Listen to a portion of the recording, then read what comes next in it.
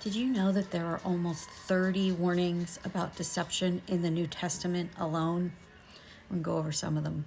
In Matthew 24, Yahusha warned you, see that no one leads you astray, for many will come in my name, saying, I am the Christ, and they will lead men astray. And that's repeated in pretty much every one of the Gospels. And then he says a little bit later in that same chapter, and many false prophets will arise and lead many astray. And again in chapter 24, for false Christs and false prophets will arise and perform great signs and wonders, so as to lead astray, if possible, even the elect. In that same warning is repeated in Mark and Luke. In 1 Corinthians chapter 6, do not be deceived, neither the sexually immoral, nor idolaters, nor adulterers, nor men who practice homosexuality, nor thieves, nor the greedy, nor drunkards, nor revilers, nor swindlers will inherit the kingdom of God. Also 1 Corinthians, do not be deceived, bad company ruins good morals. Galatians, do not be deceived, Yahuwah is not mocked, for wherever one sows, that he will also reap. Ephesians 5, let no one deceive you with empty words, for because of these things the wrath of Yahuwah comes upon the sons of disobedience.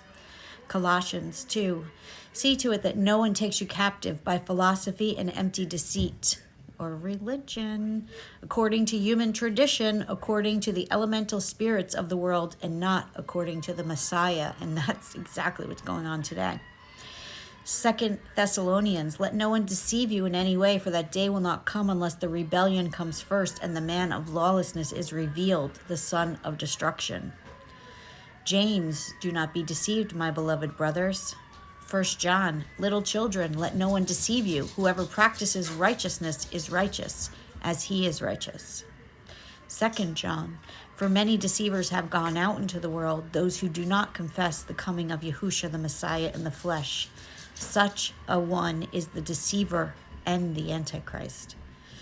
2 Corinthians, for such men are false apostles, deceitful workmen, disguising themselves as apostles of the Messiah. And no wonder, for even Satan disguises himself as an angel of the light. So it is no surprise if his servants also disguise themselves as servants of righteousness. 1 Timothy, now the Spirit expressly says that in later times some will depart from the faith by devoting themselves to deceitful spirits and teachings of demons. 2 Timothy, while evil people and impostors will go on from bad to worse, deceiving and being deceived. And that's going on today. Some people are so stiff-necked that they can't hear the truth that's been prophesied to be told at the end times.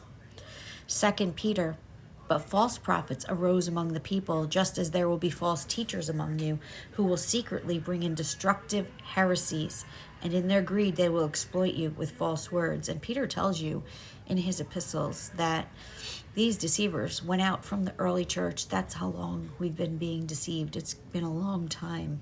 It's time to get back in covenant. Revelation.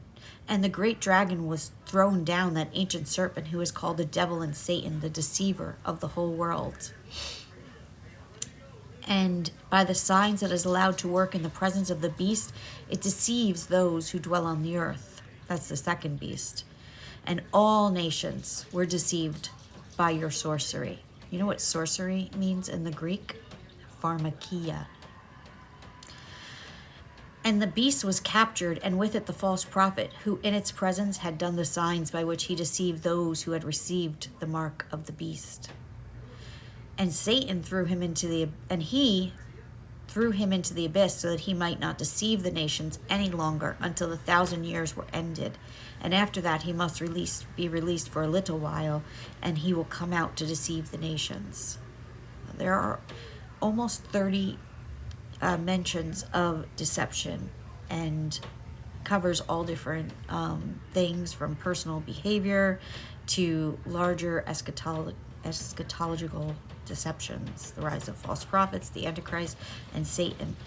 But there is a consistent theme, is being vigilant. Yahuwah's people are called to remain grounded in truth. Truth is everything.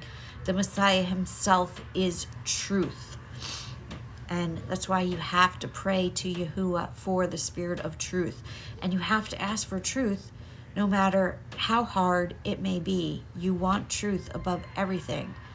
Messiah said, I am the way, the truth, and the life for a reason, because the deceptions run so wide and so deep into every single aspect of our life, and it's time to wake up from the delusion. So I hope you listen, and I hope you pick up your book today.